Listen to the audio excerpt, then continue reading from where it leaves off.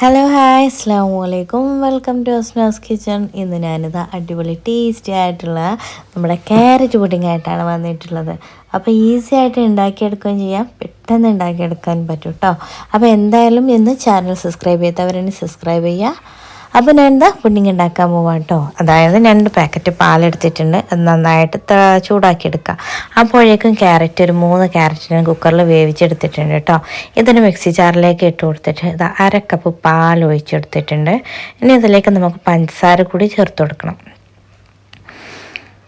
ഇത് നന്നായിട്ടൊന്ന് അരച്ചെടുക്കും വേണം കേട്ടോ. ഇപ്പോൾ ദാ നമ്മുടെ പാൽ നന്നായിട്ട് ചൂടായി വന്നിട്ടുണ്ട്. ഇത് നമുക്ക് അങ്ങ് ലോ ഫ്ലെയിമിലേക്ക് അങ്ങ് മാറ്റാം.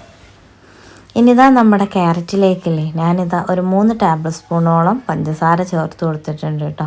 ഇനി ഇത് നന്നായിട്ടൊന്ന് ബ്ലെൻഡ് ചെയ്തെടുക്കുക.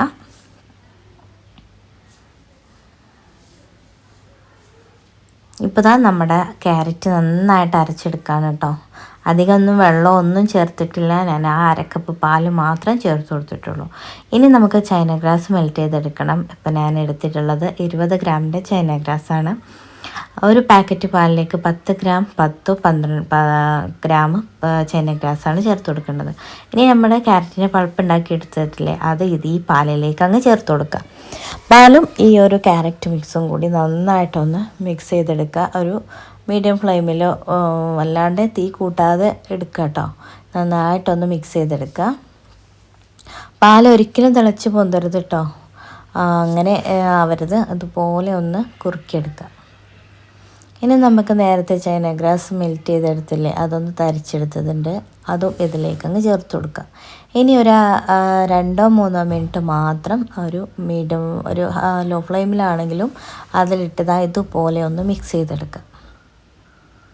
അതിനുശേഷം തീ ഓഫാക്കാൻ ശ്രദ്ധിക്കുക.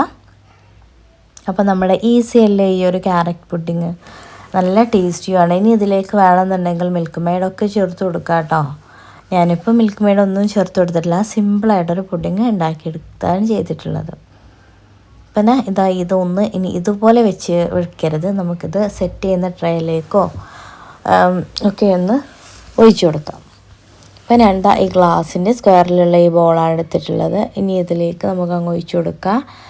അപ്പം മുഴുവനായിട്ട് തന്നെ ഇതിലേക്ക് ഒഴിച്ചു കൊടുത്തു. ഇനി ഒരു 1/2 മണിക്കൂറോളം ഇതൊന്ന് പുറത്ത് വെച്ച് സെറ്റ് ചെയ്തതിന് ശേഷം നമുക്ക് ഫ്രിഡ്ജിലേക്ക് അങ്ങ് മാറ്റാം. ഫ്രീസറിലല്ല, താഴെ വെച്ചിട്ട് നമുക്ക് സെറ്റ് ചെയ്തെടുക്കാം. അപ്പോൾ ഞാൻ ഒരു ഹാഫ് സെറ്റായി വന്നപ്പോഴേക്കും ഞാൻ ഇതിലേക്ക് അണ്ടിപ്പരിപ്പിൻ്റെ പീസൊക്കെ ഇതുപോലെ വെച്ച് കൊടുത്തിട്ടുണ്ട്. അപ്പോൾ നല്ല ടേസ്റ്റി ആയിട്ടുള്ള പുഡിംഗ് റെഡി. അപ്പോൾ എല്ലാവരും ഒന്ന് സ്കിപ്പ് ചെയ്യാതെ കാണുക. അപ്പോൾ സബ്സ്ക്രൈബ് ചെയ്യാൻ മറക്കരുതേ. അപ്പോൾ വീണ്ടും പുതിയ വീഡിയോസായിട്ട് വീണ്ടും വരാം. Signing out.